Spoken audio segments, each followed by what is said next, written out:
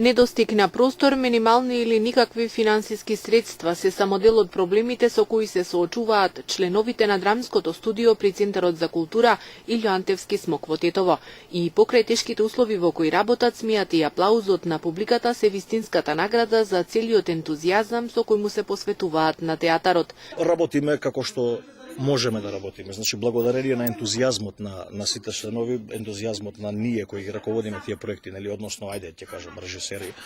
За денеска да бидете режисер, ви е потребна малку поголема способност од саморежирање на сцена. Кога работите со аматерска трупа, режисерот е во повеќе наврати повеќе организатор отколку режисер.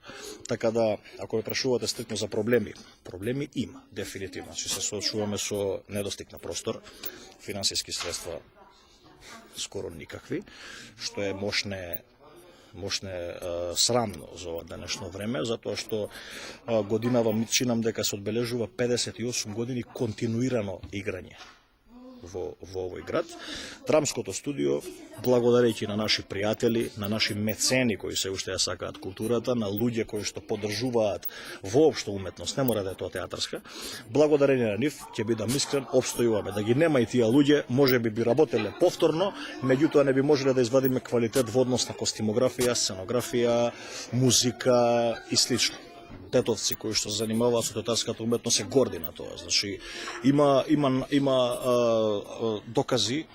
Разговарав со еден од нашите познати историчани, Бранислав Светозаревич, дека дури и пред 1900 година се одиграла театарска представа тука во овој град. Меѓутоа, официјално е 1908 година. Јас пред се работам, јас сум професионален режисер, меѓутоа пред се работам со аматерска трупа затоа што немаме театар на македонски јазик професионален во овој град.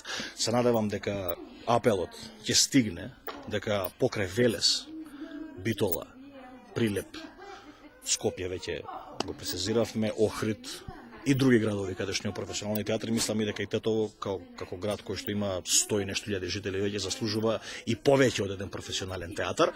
Има некои најави за кои што сме слушнале дека треба да почнат да се градат. Дај Боже, ќе го понудиме, ако во овие услови, моментално со овие гужви кои што се случуваат во Домот на култура, даваме по сите вкупно, зборам, кои работаат театар, тука сите режисери даваме по 5-6 премиери годишно, што е доста завидно, тогаш сигурно би дале повеќе од тоа. Значи, мислам дека тетовци конечно заслужуваат и после сето ова да видат уште поквалитетни дела, затоа што градот е пред се театарско, хорски град и верувам дека ќе се среди. Мислам дека ќе се среди. Љубовта кон театарот е тоа што актерите аматери повторно ги враќа на даските што живот значат. Тоа е голема љубов. Љубов која што постои од мојата младост. А гледам дека и младице го прифаќаат она со кое што јас сум почнала. Никогаш немало средства во нашиот театар, иако условите во кои што сега работиме се многу сменети. Имаше можеби малку подобри услови, сега многу се мачиме, верувајте, меѓутоа даваме се од себе. Тоа е посилно и од нас, кога нешто сакаш, се направува, се постигнува. До сега сум 7 години во театарот. Сосема спонтано се случи на 15 години да бидам дел од театарот.